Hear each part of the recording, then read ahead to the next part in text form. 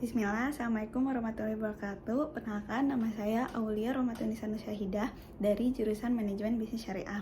Di kesempatan kali ini, saya ingin membahas sedikit tentang akad mudharabah. Nah, apa sih akad mudharabah itu? Akad mudharabah itu tuh berasal dari bahasa Arab, yaitu qard, yang artinya tuh berjalan, mendorong, dan sebagainya. Nah, secara istilah akad mudharabah itu tuh salah satu akad kerjasama yang melibatkan dua belah pihak, yaitu pemilik modal dan pengelola modal. Pemilik modal ini tuh sohibul mal dan pengelola modal itu mudharib. Nah, di akad mudharabah ini juga tuh cara pembagian keuntungannya tuh di kesepakatan awal akad. Nah, jikalau juga ada kerugian, maka kerugian itu ditanggung oleh pemilik modal atau sohibul mal. Nah, siapa sih sohibul mal ini? Sohibul mal ini tuh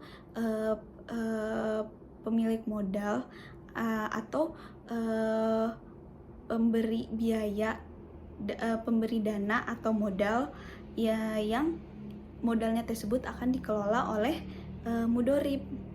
Nah, mudharib ini dikelola untuk usaha. Nah, sedangkan mudharib itu pengelola usaha yang mengelola dana yang diberikan dari sohibul mal, pemilik modal. Oh ya, di mudharabah juga itu ada dalilnya, yaitu di Al-Quran surat Al-Muzammil ayat 73 dan Al-Baqarah ayat 198. Nah, di mudharabah ini juga tuh ada dua jenis, yaitu mudharabah mutlaqah dan mudharabah muqayyadah. Mudharabah mutlaqah itu mudharabah tidak terbatas.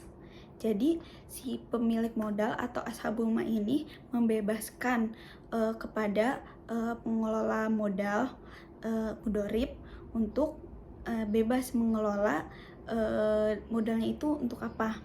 Tapi ini untuk usaha ya, untuk usaha. Dan jadi si mudharibnya ini tuh lebih fleksibel dalam mengelola modal yang diberikan ashabul mal. Tapi juga perlu diingat, untuk mudharib ini tuh tetap harus mengikuti atau enggak atau batasan-batasan syariah, walaupun fleksibel ya. Nah, yang kedua itu ada mudharabah muqayyadah. Ini tuh kebalikan dari mudharabah mutlaqah, yang dimana mudharabah muqayyadah itu artinya tuh mudharabah terbatas. Jadi tadi kan kebalik ya, mudharabah tidak terbatas dan mudharabah terbatas. Nah, di sini tuh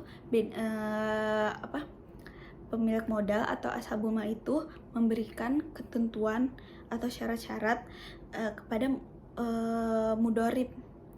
Jadi kayak contohnya tuh ashabul mal itu kayak ngasih jenis usaha, kayak misalnya kayak si pemilik modal bilang modalnya itu harus dikelola di usaha makanan. Nah, atau enggak kayak lokasi tempat buat si mudharibnya. Jadi kayak misalnya si mudharabah muqayyadah, si pemilik modalnya itu kayak bilang ke mudharibnya, ini modalnya tuh harus dikelolanya tuh di usaha makanan ya. Nah, jadi si mudharibnya tuh harus mengikuti kata si pemilik modal, si ashabul mal ini. Jadi kayak kan tadi kan bilang kayak usaha dikelolanya tuh dalam bentuk usaha makanan ya. Jadi si mudharibnya itu tuh wajib ngelola modalnya itu dalam bentuk usaha makanan. Jadi seperti itu. Nah, ada juga karakteristik dari akad mudharabah ini tuh yang pertama tuh ada di pembagian keuntungan. Nah, pembagian keuntungan itu udah dibuat di awal akad.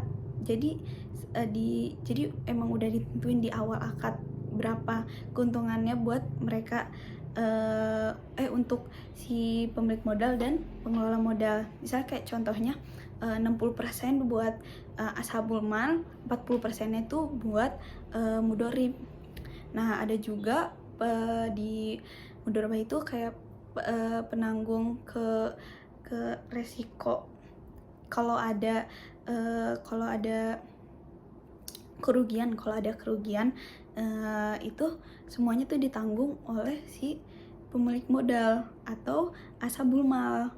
Jadi tapi bisa juga kerugiannya itu ditanggung oleh mudorib jika kalau ada kelalaian emang dari si mudoribnya, bukan dari pemilik modalnya. Nah, terus juga tuh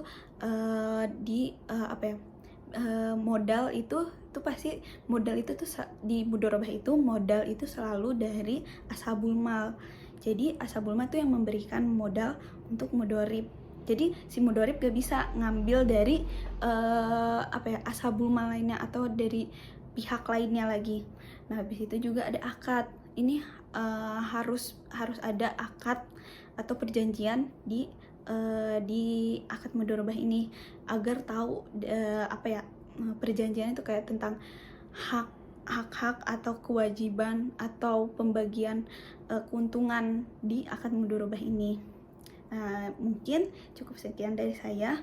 Wassalamualaikum warahmatullahi wabarakatuh.